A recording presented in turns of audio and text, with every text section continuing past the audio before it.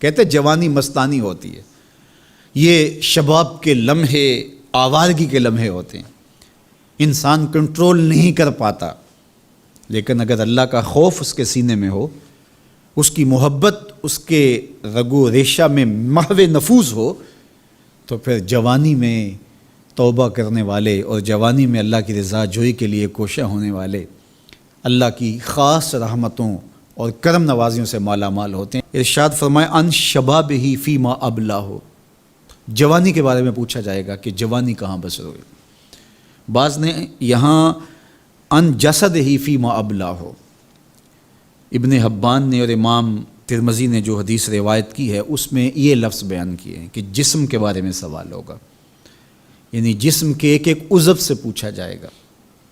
تم سے پوچھا جائے گا تمہارے ہاتھوں نے کیا کیا، تمہاری آنکھوں نے کیا کیا، تمہارے کان کیا سنتے رہے، تمہاری زبان کیا بولتی رہی، تمہارے قدم اٹھ کے کن راہوں کا سفر کرتے رہے، تمہارے ایک ایک عضو بدن کے بارے میں تم سے پوچھا جائے گا۔ عمر کا ذکر بھی ہے اور جوانی کا ذکر بھی ہے، تو جب عمر کے بارے میں پوچھ لیا گیا تھا تو پھر جوانی کا الگ سے کیوں پوچھا گیا؟ تو کہا کہ جو جوانی ہے یہ عمر کا خلاصہ ہے، اور عمومی طور پہ گناہ کی زندگی جوانی کی زندگی ہوتی ہے، اور جس نے جوانی کو سنبھال لیا اس کا بڑھاپا بھی خوبصورت ہو گیا، اور جو جوانی کو سنبھال نہ سکا تو اس کے پلے پھر باقی بچا ہی کیا۔ اسی لیے ایک روایت میں آتا ہے ان اللہ یحب الشاب التائب، اللہ تعالیٰ جل شانہ توبہ کرنے والے جوان سے بہت زیادہ محبت فرماتا ہے۔ نوجوان شخص جب توبہ کرتا ہے خوشی سے اللہ کا عرش بھی جھومنے لگتا ہے، فرشتے بھی آفریں آفریں کرنے لگتے ہیں، یہ کون شخص ہے؟ تو جوانی کی توبہ اللہ کو بہت محبوب ہے۔ اسی لیے ارشاد فرمایا گیا کہ وَشَابٌ نَشَأَ فِي عِبَادَةِ اللَّهِ، وہ جوان جس کی جوانی اللہ کی عبادت میں گزرتی ہے، کل قیامت کے دن جب کوئی سایہ نہیں ہوگا اللہ اس جوان کو اپنے عرش کا ٹھنڈا سایہ عطا فرمائے گا۔ تو جوانی کو سنبھال کے رکھنا، یہ پوچھا جائے گا کہ تو نے جوانی کیسے گزاری۔ دعا کرو کہ قیامت کے دن جب ہم سے سوال ہو تو ہمارے جوان اس کا جواب یہ دے مالک ہماری جوانی سجدوں میں گزری تھی، ہماری جوانی تیرے دین کی نوکری کرتے ہوئے بسر ہوئی، ہماری جوانی قرآن کی دعوت دیتے ہوئے گزری، ہماری جوانی کتاب اللہ کی تعلیم حاصل کرتے ہوئے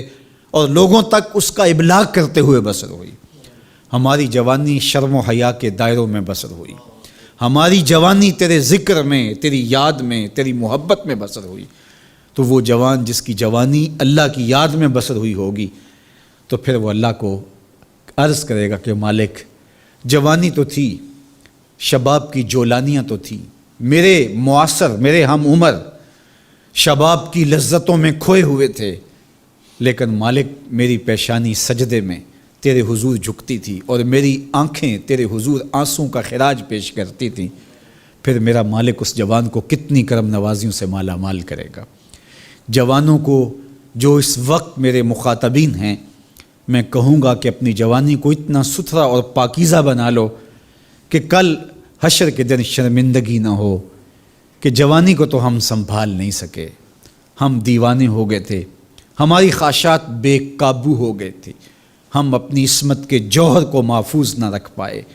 ہماری نظروں سے حیا اور شرم کا جوہر اڑ گیا، اور ہم آوارہ مزاج چوکوں گلیوں بازاروں اور تھڑوں کے اوپر بیٹھ کے جوانی کے قیمتی لمحے ضائع کیے۔ کہیں یہ جواب نہ دینا پڑے بلکہ اللہ کے حضور ہم یہ کہیں کہ مالک جوانی تو تھی، شیطان بھی پوری طرح سے حملہ آور تھا، لیکن ہمیں تیرے محبوب علیہ السلام کے فرامین یاد تھے، اس لیے جوانی تیری محبتوں کے سائے میں بسر۔